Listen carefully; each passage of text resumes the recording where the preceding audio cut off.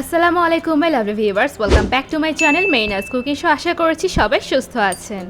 সবাইকে ঈদের অনেক অনেক শুভেচ্ছা। ঈদ মোবারক। ঈদ মানে আনন্দ, ঈদ মানে ঈদের খুশি সবার সাথে ভাগ করে নেওয়া। আর তেমনি ঈদ মানে কিন্তু হরেক রকমের খাবার। প্রত্যেকবার ঈদে কিন্তু আমাদের খাবারের টেবিলে একটা নিউ ডেজার্ট থাকতেই হবে। আজকে আপনাদের জন্য একটি অন্যরকম ডেজার্টের রেসিপি নিয়ে এসেছি। আজকে তৈরি করে দেখাবো সবার পছন্দের গাজরের হালুয়া রেসিপি, এবং খুব সিম্পলভাবে। চলুন দেরি না করে ফুল রেসিপিটি দেখে আসা যাক। গাজরের হালুয়া তৈরি করার জন্য আজকে আমি নিয়েছি হাফ কেজি পরিমাণ গাজর। গাজরগুলোকে আমি ভালোভাবে আগে ধুয়ে নিয়েছি। গাজরগুলোকে এখন আমি দুই পাশ থেকে কেটে ভালোভাবে পিল অফ করে নিব।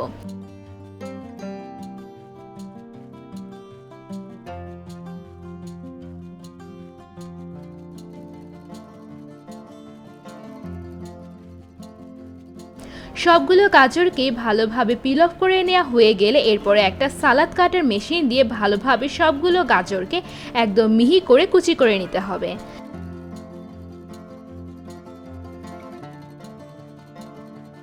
গাজরের উপরে যে শক্ত অংশটা থাকে সেটা কিন্তু কুচি করে নেওয়ার পর ফেলে দিতে হবে। দেখুন, সালাদ কাটার মেশিন দিয়ে কি সুন্দরভাবে একদম পাতলা পাতলা করে গাজরগুলো কিন্তু কুচি করে নেওয়া হয়েছে।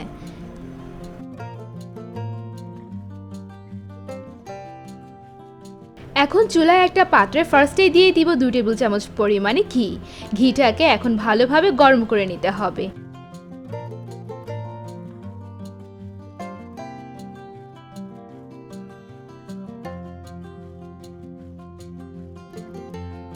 ঘি ভালোভাবে গরম হয়ে আসলে এরপরে দিয়ে দিব 2টা দারুচিনি স্টিক এবং 2টা এলাচ।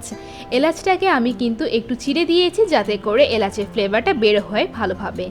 এখন 2 থেকে 3 মিনিটের মতো এলাচ এবং দারুচিনিটাকে ভেজে নিতে হবে যাতে করে সম্পূর্ণ ঘিয়ের মধ্যে এলাচ এবং দারুচিনির ফ্লেভারটা ছড়িয়ে পড়ে। এরপরে দিয়ে দিব আগে থেকে কুচি করে রাখা সম্পূর্ণ গাজর।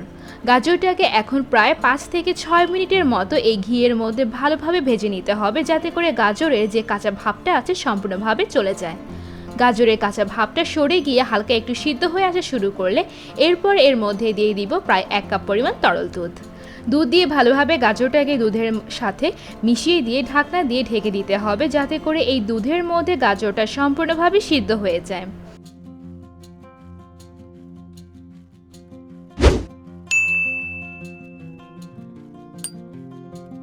কিছুক্ষণ পর ঢাকনা খুললে দেখা যাবে যে গাজরটা সম্পূর্ণভাবে দুধটাকে টেনে নিয়ে ভালোভাবে সিদ্ধ হয়ে গিয়েছে। গাজরটা একবার ভালোভাবে নেড়ে এরপরে এতে দিয়ে দিব হাফ কাপ পরিমাণ চিনি। চিনি দিয়ে ভালোভাবে চিনিটাকে গাজরের মধ্যে মিশিয়ে দিতে হবে এবং অনবরত নাড়তে থাকতে হবে যাতে ভালোভাবে গাজরের মধ্যে চিনিটা মিশে যায়। চিনি মিশানোর ফলে দেখা যাবে যে চিনিটা গলে গিয়ে গাজর থেকে বেশ খানিকটা পানি বের হয়েছে। পানি বের হওয়া শুরু করলে তখন চুলার আঁচটা একদম হাই হিটে দিয়ে অনবরত নাড়তে থাকতে হবে যাতে করে ধীরে ধীরে পানিটা শুকিয়ে আসে।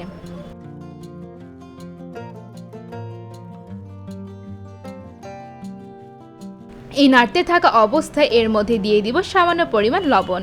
এরপর অনবরত নেড়ে গাজর থেকে একদম পানিটাকে শুকিয়ে নিতে হবে।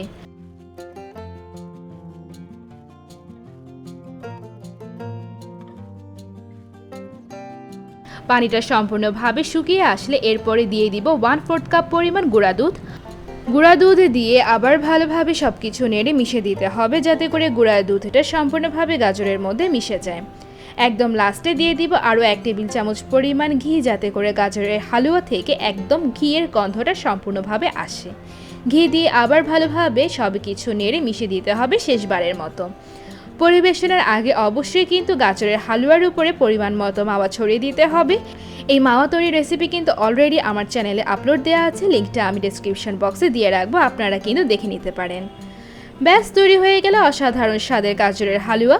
প্রত্যেক ঈদে আমরা তো জর্দা সেমাই, নবাবী সেমাই, বিভিন্ন ধরনের সেমাইয়ের রেসিপি তৈরি করে থাকি। এবার ঈদে না হয়ে একটু ভিন্ন রকম ডেজার্ট আমরা তৈরি করে ফেললাম। আশা করছি আজকের রেসিপিটা আপনাদের ভালো লেগেছে। আর আমার এই রেসিপিটা যদি আপনাদের ভালো লেগে থাকে তাহলে অবশ্যই বাসায় ট্রাই করবেন। আর যদি আমার এই রেসিপিটা আপনার বাসায় ট্রাই করে থাকেন তাহলে আমাকে পিকচার পাঠাতে কিন্তু একদম ভুলবেন না। ডেসক্রিপশন বক্সে আমার পেজ এবং গ্রুপে লিংক দেওয়া আছে।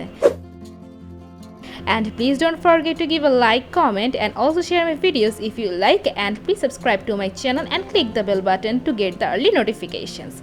Thank you for watching and Eid Mubarak.